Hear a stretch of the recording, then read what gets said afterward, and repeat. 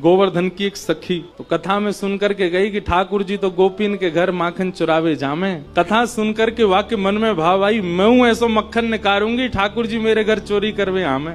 अभी की बात है, इसी कलिकाल में अब मक्खन निकाल लियो, निकाल करके माने मटका में मक्खन सजाए लियो और वाकई मन में आई कि ठाकुर जी को कैसे पता चले कि मैंने मक्खन निकालो है। तो दर्शनार्थी दर्शन करने जाते थे, उन्हीं दर्शनार्थियों में मक्खन लेके जाती। तो सब तो सामग्री मंदिर में चढ़ा देते, वो चढ़ाती नहीं, पीछे खड़े होकर के वहीं से मक्खन के पात्र को ठाकुर जी को दिखाती और ठाकुर जी को दिखा कहती, धोरी गैया के दूध सो बढ़िया रात में जमाए करके मैंने दही निकारो, वह दही से ऐसा बढ़िया मक्खन निकारो लाला, लेकिन ये मैं तो दे के ना जाऊंगी, अपने घर में छीका पे लटकाए के रखूंगी, तेरी इच्छा होए तो चोरी करवे आ जाइयो। श्रीनाथ जी के मंदिर में जाके ठाकुर जी को लोभ देती है। सखी ने मक्खन ऐसे ठाकुर जी को दिखाया और लाला मेरे घर चोरी करवे आ जा, ऐसा बढ़िया मक्खन है। और वहां ने सब बता दियो, मंदिर से निकल के सीधे जाओगे पोखर ते दाएं मुड़ जाइयो, वहां से बाएं मुड़ जाइयो, वहां सीधे आइयो, मई मेरो घर है और मैं घर के सब लोग सो जामे रात्रि में, तब आए जाइयो, चुपचाप चोरी करके जाइयो लाला। मैं बस इतना देखना चाहूं,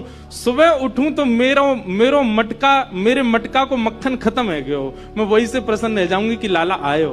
मुझे इच्छा ना है कि मैं तेरो दर्शन करूं, मैं तो पकड़ूं, मेरो मन बस ये कि मैं जो सामग्री बनाऊं तुम पाके चले जाओ। एक दिन निकल गया, ठाकुर जी नहीं आए। रोज सुबह सखी उठती है और मटकी उतार करके देखती मक्खन तो ज्यों को त्यों रखो है अभी भी। दूसरे दिन फिर नया मक्खन निकल, फिर गई ठाकुर जी को, लाला तू मान ना रहो मेरी बात, मैं तोकू दावे ते कह रही हूँ, ऐसा मक्खन तेने पायो नहीं होगा, तो एक बार आ जा। दूसरे दिन भी ठाकुर जी नहीं आए। अब वो रोज नए नए मक्खन निकाल के लावे और पीछे से ठाकुर जी को दिखावे।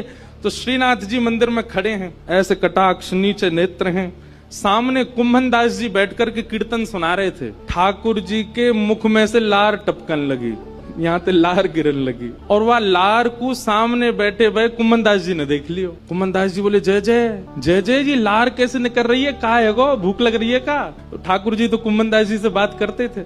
ठाकुर जो एक कुंभना, एक सखी आवे रोज और पीछे खड़ी खड़ी मही ते मक्खन दिखावे मुझे और मुझको रोज लोभ दे के जाए, तुम चोरी करवे आ जाओ, तुम चोरी कर। अब मुझ तो यो भय लगे, जो कलिकाल है, जो कलयुग है, कलयुग में मैं यदि सचल है गयो तो सब पकड़ लेंगे मुझको। अब मैं बाकी यहाँ कैसे जाऊं, मेरे खावे को बड़ो मन कर रहा है। कुंभन दास जी के नेत्र सचल हो गए, बोले जय हो नाथ, आपके रसोई घर भंडार में कोई कमी है? अरे इतनो मक्खन, इतनो दही, इतनो दूध, इतनी गौशाला, इतनी गैयान को दूध रोज आपके मंदिर में आवे, वही सखी कोई क्यों चाहिए? बोले अरे तो तू नहीं समझेगो, वो बड़े प्रेम ते आवे और सब तो चढ़ा जामे, यहाँ पे इतने लोग लाते हैं सामग्री, सबका भूख लगता है, कोई जरूरी थोड़ी। पर वाकई मन में ये भावना है कि तुम मेरे घर आओ, दर्शन भले